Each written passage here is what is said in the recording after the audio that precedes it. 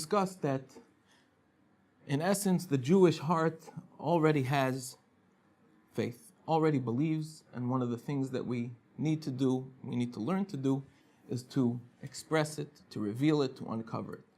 One of the ways we spoke about was specifically through speech, specifically through constant reminders that we have in our speech or in prayer. But let's take a step back for a second. Where did this faith come from? Where did that heart, the Jewish heart that beats with emunah, where did you get it from? I know that ShopRite does not have it. I checked. In Costco, however, you might be able to find faith because you could find everything in Costco. A friend of mine told me he was visiting Costco and he saw they were selling coffins. Coffins. Imagine you're walking down the aisle in the shopping store with your wagon, and you got oranges and soda and pretzels, and then they have coffins. Great, you call up your wife, honey, they have a great sale on coffins. How many do you think I should get? I mean, they have red for you, blue for me. What about for the kids? And what about for grandma and grandpa? Anyway, you could get everything in Costco, so maybe you could get faith too, possibly. I don't know. But where do we get our faith from? The answer is that it comes from the forefathers. There was 3, not 4, but they're called the forefathers. That was the one corny joke I'm going to say. Everything else will be absolutely serious. Again, I said, as a rabbi, you're allowed 1 corny joke. That was it. Forefathers, 3. Okay. The fathers instilled into who we are certain qualities that they achieved, and one of them was faith. Avraham Avinu planted faith into his offspring. Yitzchak, Yaakov, Abraham, Isaac, and Jacob, what they did, the Gemara says, Maisa Avos, Simin Labanim, the things, the actions, the achievements that the forefathers did, it automatically affects their offspring. So they, in essence, they planted, they internalized into the very DNA that we have, belief and faith in God. It's there. So let's take a step back in history. Where did the forefathers get their emunah from? After all, if it comes from the forefathers, they didn't have forefathers. So where did they get it? In truth, we say on Pesach, we say something very interesting. Mitchila, originally, Oivdei Avodah Zarah hayu aviseinu. Our forefathers originally served the idols. They did pagan worship.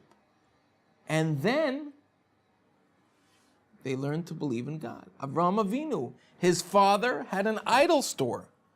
Imagine, you've got a family business. We make idols. The Terach, that was the name of his father, the Terach Idol Factory. And people used to come in and say, I need an idol. What do you need an idol for? Well, I'm not doing too well in finances. I need some money. Oh, you want money? Ooh, boy, do I have the idol for you. If you want, you could have stale. Came out yesterday, or if you wait like 10, 15 minutes, we got one coming out of the oven in 10, 15 minutes, fresh for you, perfect, the best idol. So Avraham Avinu worked in the store, and then he learned true faith, to believe in God. So where did Avraham Avinu get it? Where did Abraham learn to have faith?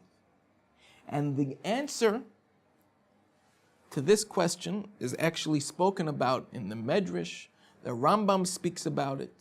And in truth, we're going to learn that there are many different sources for Abraham, for Avram's faith, for Yitzchak and Yaakov. Obviously, it was inherited. It was something that was inherent inside them. After Avraham Avinu, he did indeed plant it within them. But each one of the forefathers, in a certain sense, had a closer realization or a closer connection with God, in a certain sense, a certain deeper revelation in his connection with God in different ways. So right now, let's discuss Avraham Avinu. Avraham Avinu, Abraham, our forefather, was the original. The original. If it doesn't say Abraham Avinu, it's not the real thing. He was the original Jew. He was the original believer. And he was the forefather, the one who brought down this emunah and put it in our DNA. Where did he get it from? He got it from nature.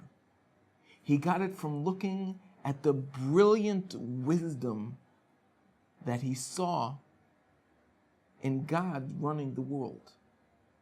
The Rambam, Maimonides, says that if a person wants to come closer to God, wants to learn to love and fear God and believe in God, then he should go out into nature. Look at the brilliant wisdom that God has by putting everything in place. The stars, the galaxies, the sun, the moon, the earth revolving around this, and the rain and the seasons, looking at the brilliant world that God created, how everything runs in tangent, how everything is connected with everything else, how every being, how every creature lives one off of this and something lives off of it, and it all works out perfectly in tandem together. This is how you're going to learn to believe. When you see this, you cannot deny it. When you see it so clearly that there's someone who conducts, who rules, who guides the world, this is something that's undeniable. It's an interesting thing. When you walk into an art museum, actually one should not walk into an art museum, but if you see a picture on a wall, your first response is, wow, who drew that? If you eat a cake in somebody's house, your first response is, wow, who made this?